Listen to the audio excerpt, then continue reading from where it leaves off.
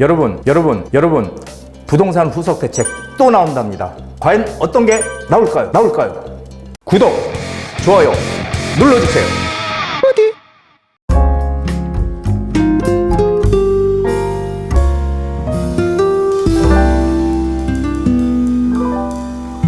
부동산 DJ. 안녕하세요. 부동산 DJ 한정훈입니다. 자, 97 대책이 나왔습니다. 나와서 지금 한 열흘 아직 채 안 됐지만은 지금 시장의 반응은 어떻습니까? 97 대책 위에 시장 흐름, 그리고 후속 대책 또 나옵니다. 과연 시장은 어떻게 될까요? 궁금하시죠? 바로 출발합니다. 자, 먼저 세미나 공지합니다. 9월 24일, 9월도 이제 막바지로 가고 있습니다. 9월 24일 수요일 2시입니다. 주제는요, 재개발 초기 단계 투자지역 대공개 이렇게 잡았습니다. 왜 그러냐면은 이미 여러분들 꼭 아셔야 될 게 재개발을 추진하고 있는 지역들 지금 현재 추진하고 있는 지역도 가격이 올랐습니까? 안 올랐습니까? 진작에 투자했어야 되는데 이런 생각 드시죠?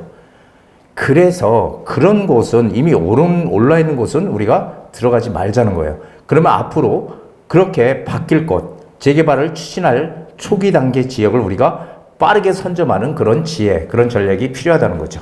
그런 것들에 대한 지역을 공개하는 시간을 준비했으니까요. 많이들 오셔서 좋은 기회 놓치지 마시기 바랍니다. 자, 선착순 예약 필수고요. 1:1 개별 상담은 항상 수시로 문은 열려 있습니다. 여러분들의 가지고 있는 부동산에 관한 모든 것 다 제가 정리해 드립니다. 자, 먼저 9.1 대책의 한마디 평, 97 대책. 이거 시장에 지금 영향이 있습니까? 없습니까? 시장에 뭔가 반응이 있어요? 없죠. 시장에 별로 반응이 없는, 별 영향 없는 대책이다. 이렇게 생각하시면 되고요.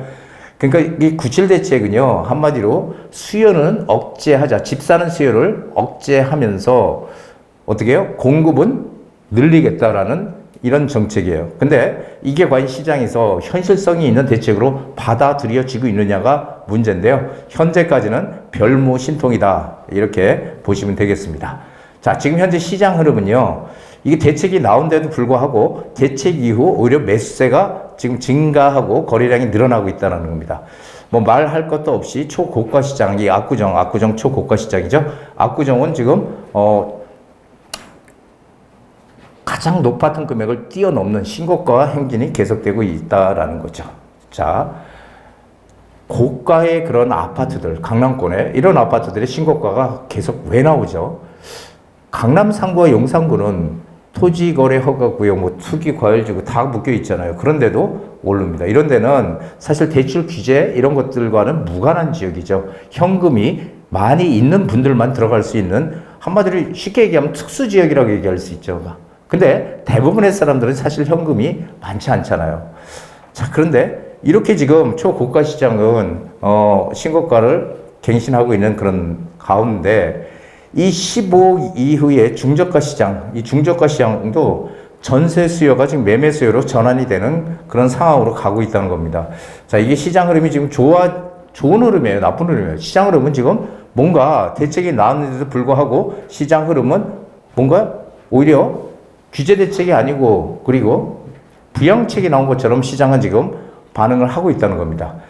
자, 그럼 이대로 시장 그냥 놔둘 것이냐? 천만의 말씀이죠. 예, 보나마나 또 다른 규제 대책이 나올 거예요. 근데 언제 나올까요? 이 추석 연휴가 지나면 바로 나오지 않을까, 하반기에 나오지 않을까 하는 생각이 듭니다. 자, 9월 들어서 지금 거래량이 8월까지 거래량이 감소하다가 9월 들어 이제 다시 증가하고 있는데요. 특이한 상황은 매매값도 올라가고 있고요. 전세값도 오르는, 매매가 전세가가 동반 상승하는 지금 그런 시장으로 가고 있다는 겁니다. 야, 이러니합니다. 그렇죠? 자, 지금 정부의 9월 7일 대책의 타깃은 20억 이상의 고가 아파트죠. 그래서 마포, 성동, 동작, 강동 뭐 다들 아시는 그런 지역들이죠. 자, 이런 지역은 지금 규제에 묶여있지 않잖아요. 특히 마포구, 뭐 성동구, 동작구, 강동구, 여기에 또 뭐 광진구도 얘기할 수 있고요. 광진구. 그 다음에 저쪽으로 하면 과천도 볼 수 있죠. 과천 같은 데들 20억 넘어가는 이 고가 아파트들, 이런 아파트들이 투기 과열지구 또는 토지거래 허가구역으로 지정 가능성이 상당히 높습니다. 왜 그러냐면은 자, 토지거래 허가구역의 지정권자는 원래 시도지사거든요. 시도지사가 지정할 수 있는데 이제 이거를 국토교통부 장관이 지정할 수 있게 하겠다. 그러면은 그냥 마음만 먹으면 국토교통부에서 마음대로 지정을 할 수 있다는 얘기죠. 그래서 이런 것들이 지금 타깃으로 가고 있다. 근데 이렇게 해도 만약에 집값이 안 잡힌다. 잡힐 것 같습니까? 저는 안 잡힌다에 한 표. 이렇게 해도 집값이 안 잡힌다면 이제 15억 안팎의 이제 중고가 시장까지 규제를 확대할 거예요. 우리 문재인 정부 때 서울 전역, 그 다음에 경기도, 그리고 광역시까지, 지방 광역시까지 규제 지역으로 막 묶었었죠. 예, 그때와 똑같은 양상으로 간다. 그래서, 이 15억 안팎, 뭐, 동대문, 영등포, 그리고 동대문 청량리가 있죠. 그래서 서대문, 성남, 광명, 광교, 수지, 용인, 수지 이런 곳들까지 이제 규제를 확대할 가능성이 높다. 안 잡히면 계속 확대할 거예요. 문재인 정부 때도 똑같이 그랬으니까. 하지만 그렇다고 해서 시장이 과연 잡히느냐? 그건 또 별개의 문제라는 거죠. 시장은 안 잡힌다라는. 참 그게 아이러니하지 않습니까? 저는 참. 자, 그런데 이 전세난은 피할 수 없는 이제 필연이 되고 있어요. 지금 서울의 전세 수급 지수가 150입니다. 그래서 본격적인 이제 전세난 시작을 알리는 수급 지수가 지금 나왔는데요. 내년 상반기가 되면은 이 전세가가 서울을 비롯해서 경기 지방까지 확대되는 그런 상황으로 본격적인 전세난이 시작될 것이다라고 저는 보고 있습니다. 자, 전세 수요, 이렇게 되면 전세난이 생기면 어떻게 돼요? 정부에서 또 대책을 내놓겠죠. 그래서 전세 수요를 억제하는 전세대출 DSR 포함 대책. 그래서, 아마 원금은 원금에 대한 건 집주인이 하고요. 그 다음에 이자에 관한 부분은 세입자. 이렇게 나눠서 DSR을 포함하는 대책이 나올 가능성이 높다는 거죠. 그래서 이거 안 나올까요? 나올까요? 이게 나올 가능성이 높습니다. 왜냐하면 전세난이 급격하게 지금 진행이 되기 때문에 그렇습니다. 자, 그렇다면 이제 비로소 악순환의 구조로 또 갈 수밖에 없다라는 거죠.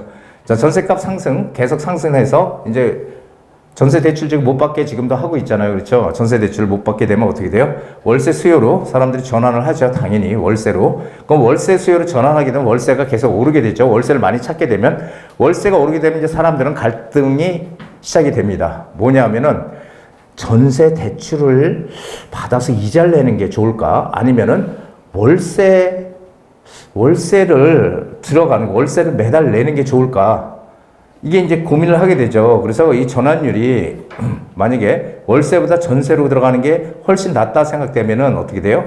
이 월세값이 계속 오르게 되면은 다시 전세로 전환하게 된다는 거죠.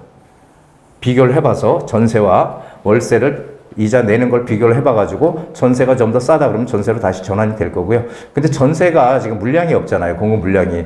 이렇게 되면 전세값은 다시 상승하는 거고요. 이게 되면 다시 매매 수요로 전환하는 항상 이런 악순환의 순환 고리를 또다시 반복할 가능성이 높다라고 저는 보고 있습니다. 그래서 여러분들 항상 이 전세가 지금 많이 오른다. 여기 전세가 많이 오르면은 내가 어느 정도 회수를 할 수 있잖아요. 돈을. 그래서 이런 것들도 잘 생각해 보셔야 됩니다. 자, 전세난은 피할 수 없는 필연이다. 언제? 내년 상반기 되면은 본격적으로 이제 전세난이 시작될 것이다. 이렇게 생각하시면 될 것 같습니다. 자, 공급은 없다. 단호하게 제가 말씀드리는데 공급 부족, 서울의 집값이 오르는 것은 공급이 가장 큰 역할을 한다. 공급이 부족하면 집값은 오르는 거죠. 근데 이 공급 부족을 해소하려고 정부에서 하지만 노력은 하지만 공급 부족 해소는 불가능하다. 왜 그러냐? 아시다시피 수요를 억제하는 지금 정책을 펴고 있죠. 대출 규제 DSR 50에서 40%로 LTV도 낮추고 이런 것들을 봐서 수요를 한번 사지 마라. 이런 가운데서 공급을 늘린다? 이건 상당히 넌센스 아닙니까? 제가 항상 말씀드리지만 아니 건설회사는 이익이 나야지 공급을 하는 거잖아요. 건설회사 이익이 안 나는데 어떻게 공급을 합니까? 그러니까 건설회사가 이익이 나려면 어떻게 돼요? 수요가 있어야 된다는 거죠. 수요가 막 있어야 집값도 올라가고 건설회사도 분양을 해서 이익을 내는 거죠. 근데 이렇게 수요를 억제하면서 공급을 활성화시키는 유일한 방법은 뭐예요? 공공으로 짓는 거죠. LH에서 어떻게 해요? 직접 짓는 겁니다. 직접 짓게 되면 그는 공공 분양, 공공 임대로 가잖아요. 이거는 가능하죠. 민간 건설사가 아니니까. 그런데 이 공공에서 분양하는 것만으로는 분명한 한계가 있다라는 거죠. 왜냐하면은 LH 부채가 24년도 지난해 기준으로 160조 적자입니다. 160조. 그런데 2028년 236조로 부채가 늘어날 거다. 기하급수적으로 늘어난다는 겁니다. 지금도 우리 공기업들 부채 엄청나게 많은 거 아시죠? 자, 그런데 우리가 공공으로 분양을 하는 목적은 뭐예요? 값싸고, 그렇죠? 값싸고 빠르게 공급을 하겠다는 거거든요. 빠르게. 그런데 값싸고 빠르게 값이 쌀 수가 있나요? 저 원자재 값 다 올랐는데 어떻게 싸게 분양을 합니까? 그러지 않아도 적자인데. 자, 그래서 이게 한마디로 얘기해서 시장에서는 시장의 수요자들은 뭐예요? 양질의 주택 공급이죠. 양질의 주택을 갖고 싶은 건데 이게 수요자가 원하는 주택 공급이잖아요. 그런데 LH에서 이렇게 짓게 되면은 공공으로 짓게 되면은 양질의 주택이 과연 나올까요? 그리고 LH 주도하는 건 뭐예요? 소형 평형택 위주잖아요. 그래서 사실은 민간 공급은 이렇게 되면 정말 어렵다라는 거죠. 그래서 서울에 제가 항상 말씀드리지만 2029년, 2030년도까지는 공급 물량 없다라는 거 이것도 꼭 기억을 하셔야 됩니다. 그러면 집값은 어떻게 될까요? 계속 오르겠죠. 왜냐하면은 지금 시장에 지금 초읽기 하고 있는 게 있죠. 카운트다운 하고 있는 게 뭐예요? 금리 인하입니다. 금리 인하. 미국이 9월 달에 기준금리를 한 차례 내릴 거고요. 또 계속해서 금리 인하 기조는 이어질 거예요. 우리도 미국의 기준금리 내리면 우리도 또 내릴 거고요. 그래서 금리 인하와 그리고 공급 부족에 대한 이 두 가지 팩트는 시장을 상승으로 끌어올리는 그런 중요한 역할을 할 수밖에 없다라는 거죠. 그래서 공급은 없어. 이렇게 되면은 집값은 오른다. 근데 집값이 오른다고 전국의 집값이 오르는 건 아니잖아요. 양극화가 커지는 거예요. 이렇게 되면은 점점 양극화가 커져서 초양극화 시장으로 갈 수밖에 없는 구조로 돼 있다는 거죠. 자, 주택시장의 향후 시나리오는 뭐예요? 규제대책 지속적으로 나올 겁니다. 규제대책 지속적으로 나올 겁니다. 그렇다고 겁먹지 마세요. 야, 대책 나올 때마다 어떻게 돼요? 대책 나올 때마다 반짝 대책의 효과로 길면은 몇 개월 조정 효과가 있을 것이다. 그렇지만 그건 단기간에 불과하고요. 다시 재상승을 반복하는 문정부의 시즌2가 될 것이다 라고 제가 누누이 말씀드렸죠. 문재인 정부 때 규제대책이 26번인지 28번인지 이것도 막 헷갈립니다. 26번이 나왔는지 28번이 나왔는지. 자, 그때를 한번 잘 복기를 해보세요. 한번 잘 생각해 보세요. 예, 그러면은 어떻게 그때 대책이 나올 때 시장이 어떻게 움직였는지 그때를 복귀하면 해답이 보인다라는 거예요. 그러니까 지금 똑같은 지금 상황이 반복되고 있다. 이렇게 생각하시면 될 겁니다. 그렇다면은 우리는 어떻게 움직여야 될지, 어떻게 행동을 해야 될지 알 수 있겠죠. 그러니까 지금 주택 정책에 막 싸우려고 대항을 하지 말고 거기에 우리가 적절하게 맞게 대응을 어떻게 잘 할 수 있을까? 이걸 고민해 봐야 된다는 겁니다. 자, 정책 방향 뭐에 맞춰져 있어요? 공급에 맞춰져 있다. 공급에 맞춰져 있지만 공급할 수 있는 방법은 여러분들 항상 똑같죠. 제가 항상 똑같이 말씀드려요. 재개발과 재건축밖에 없다. 공급을 할 수 있는 방법은. 왜냐하면 빈 땅이 없기 때문에 낡은 집 부숴서 새 집 짓는 방법밖에 없는데 지금 양극화가 점점 커지는 시점에서 재개발, 재건축 시장을 아무데나, 아무 곳에나 들어가서는 안 된다고 제가 항상 말씀드렸죠. 어디에? 될 만한 곳. 즉, 재개발 시장도 서울에 지금 어마무시하게 지정되어 있잖아요. 그렇다면 그 지정된 데들이 다 진행이 되나요? 안 됩니다. 어디가 좋다? 다 좋다고 하죠. 다 좋다고 하지만 그 지역들이 다 되느냐가 문제라는 거죠. 안 된다는 거예요. 그렇다면 그 될 곳을 어떻게 찾아 들어가냐가 문제인데 진행될 곳은 따로 분명히 있습니다. 지금 어마무시하게 지정을 해놨는데 그 지역이 다 진행이 될 거라고 믿습니까? 그렇다면 여러분은 부동산 하수예요. 그 지역 중에 과연 될 때를 어떻게 찝어서 먼저 선점해서 들어가느냐, 이게 우리 투자의 관건이죠. 지금 화두는 뭐냐면 신축 빌라입니다. 이 신축 빌라 공급은 거의 없다고 보시면 돼요. 이게 몇 년 전만 해도 신축 빌라가 그 전에 한 4, 5년 전만 해도 많이 젖었죠. 그렇죠. 근데 지금은 뭐 전세 사기니, 그 다음에 원자재 값 상승, 이런 것들, 인건비 상승, 땅값 올라, 이런 것들 때문에 지금 신축 빌라를 지을 수가 없어요. 그래서 공급이 거의 없거든요. 그렇다면은 그냥 한마디로 얘기하면은 역세권 신축 빌라 이게 있다면 무조건 이게 1순위입니다. 이게 있다면 무조건 1로 들어가야 돼요. 제가 지난번 강의에서도 말씀드렸지만은 이 신축 빌라와 구축 빌라 나중에 감정평가 금액 차이가 엄청납니다. 그리고 전세가가 신축 빌라와 구축 빌라의 차이가 많이 나죠. 구축 빌라는 전세가가 낮기 때문에 실제로 전세를 끼고 내가 사더라도 구축 빌라는 투자금이 많이 들어갑니다. 오히려 반대로 신축 빌라는 전세가가 높기 때문에 오히려 상대적으로 구축 빌라보다 내 투자금이 적게 들어가요. 우리가 재테크에서 가장 기본 원칙은 뭐예요? 최소한의 금액으로 최대의 한의 이익을 내는 거예요. 그렇죠? 그래서 역세권 신축 빌라의 투자 포인트를 잡아야 돼요. 여기다 맞춰야 돼요. 역세권 신축 빌라. 그냥 어디가 좋다 가보니까 역세권이 아니야? 야, 여기도 개발될 거예요? 이거 안 된다니까. 역세권에 포인트를 맞춰야 됩니다. 그래서 역세권 어디에 들어가느냐 이렇게 우리는 생각을 해야 되는 거지. 일단 범위를 좁혀서 어디에요? 역세권에 투자해야 된다. 역세권 신축 빌라에. 있다면 신축 빌라가 있다면 없으면 어떻게 돼요? 구축 빌라라도 투자를 하셔야 됩니다. 자, 신축 빌라 있으면 무조건 하셔야 돼요. 자, 오늘은 여기까지 제가 지금 시장의 상황에 대해서 한번 얘기를 드렸고요. 규제 대책이 계속 나오더라도 시장은 항상 거기에 맞춰서 반응을 합니다. 우리 부동산의 역사는 똑같이 반복되지 않지만 그 흐름은 여태까지 똑같이 반복이 되어 왔다는 거 제가 산 증인이죠. 오랫동안 이 부동산 시장이 있었기 때문에 제가 다 압니다.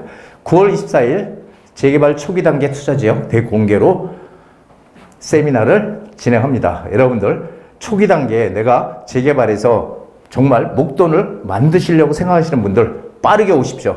물건은 빨리 소진이 되고 있으니까요. 빨리 오셔서 여러분들이 투자 물건을 꼭 성공할 수 있는 투자 물건을 잡으시기 바랍니다. 선착순 예약 필수고요. 1:1 개별 상담의 문은 활짝 24시간 열려 있으니까요. 아무 때나 전화 주시면은 여러분들의 부동산에 관한 모든 것을 확실하게 정리를 해드리도록 하겠습니다. 자, 집을 사기에 가장 좋은 시기는 항상 5년 전이다. 자, 이거는요, 항상 그렇습니다. 예전에 집값이 비싸다. 지금 갑자기 그런 거 아니잖아요. 집값이 싸면 사람들이 살 수 있을까요? 절대 못 삽니다. 그런데 항상 시간이 지나보면 그때가 가장 쌀 때였다는 얘기랑 똑같습니다. 항상 뭐예요? 투자를 마음먹었을 때는 무조건 하셔야 됩니다. 지금 우리가 인플레이션 시대에는 물가가 오르고 돈의 가치가 하락하잖아요. 계속. 그렇기 때문에 시간이 지나면 지날수록 돈의 가치는 하락하죠. 부동산 가격이 오릅니다. 그러니까 인플레이션을 방어하는, 해치하는 대표적인 자산이 부동산 자산이죠. 그러니까 여러분들 더 늦기 전에 빠른 속도로 움직이셔야 지난 문재인 정부 때와 똑같은 그런 상황을 맞이하면 안 된다는 거 여러분들 꼭 기억하시고요. 빠르게 움직이시고 궁금하신 것들 빠르게 전화 주십시오. 제가 다 해결해 드리도록 하겠습니다. 자, 오늘 여기까지입니다. 한정훈의 부동산 DJ에서는 여러분들의 고민을 기다립니다. 영상을 보시고 투자에 관심 있으신 분은 지금 바로 연락 주시기 바랍니다.